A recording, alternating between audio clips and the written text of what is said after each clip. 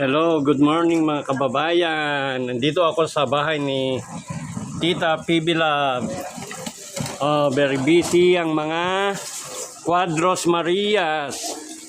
Ayan. Ayan, oh. Ay, maglalaba ka? Magsasampay.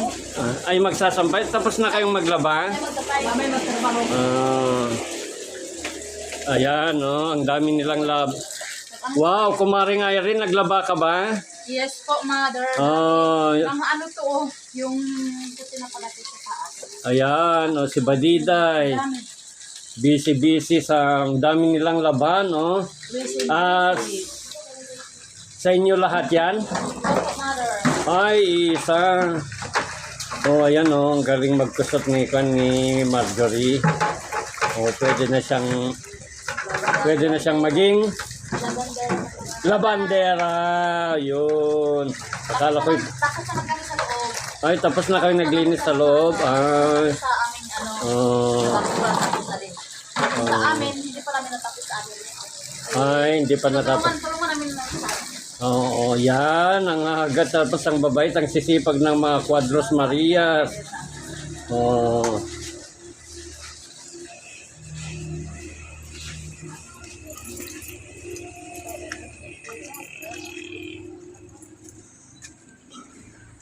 Ay, ito si Erna. Naglaba sila, hello Erna, maaga kayong naglaba ngayon na. Opo. Ang dami niyong linaban na. Kasi walang klase ngayon. Ay, walang klase. Tama, Sabado ngayon dahil walang pasok. Ayan, very busy silang naglaba. Ang dami nilang linabhan. Maaga kayong nagising? Ayan. Ang sipag-sipag ni Erna. Ayan, ito nagsasampay. Ang dami nilang nilaban, mga kababayan. Kumusta naman ang pag-aaral mo, Erna? Okay lang po, mother. Okay naman daw. Marami ka ng kaibigan doon sa school nyo? Wow! Di, nakakaintindi ka na ng Ilocano? Hindi pa po. Minsan pa-translate ko sa kanila.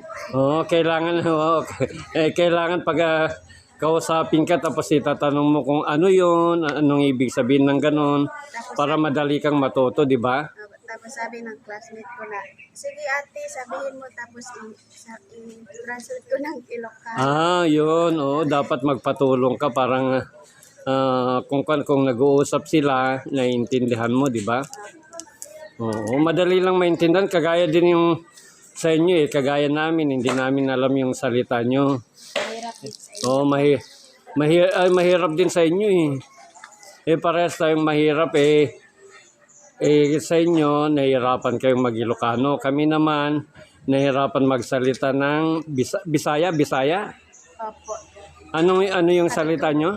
Katutubo po. Ayun. Matigsalang po sa Di mahirap din kagaya namin, mga kababayan. Ito, subaybayan nyo si Erna, ang bait-bait, ang sipag.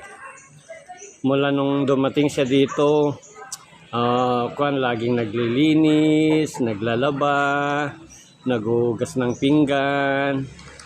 Ayun. Ay, hindi ka naman nahihirapan sa school nyo, Erna? hindi naman. At least, sa bagay, matalino ka naman, ano? Anong top ka ba nung nandun ka sa inyo? One. Ay, top 1?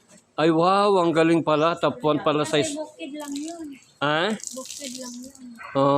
Hindi gaya dito na maraming estudyante. Tapos Ilang ilang estudyante doon? mga 27, 27 kayo. Dito 30. Dito ilang kayo sa kwarto nyo ngayon? 30 po. 30. Kasi ilang section ng grade 10 dalawa yata, no? Ay, tatlo? Tatlong section ng grade 10, kaya pala. 30, nasa 100 ang Mga total po. Siguro nasa 100 ang tatlong classroom, di ba? Oo. Kasi yung once marami ng estudyante na sa 600 mula grade 7 hanggang grade 12. Ayan, ang dami, ang daming nilaban, Oh. Oh. Sa inyo ba malayo ba kung pag naglalaba kayo?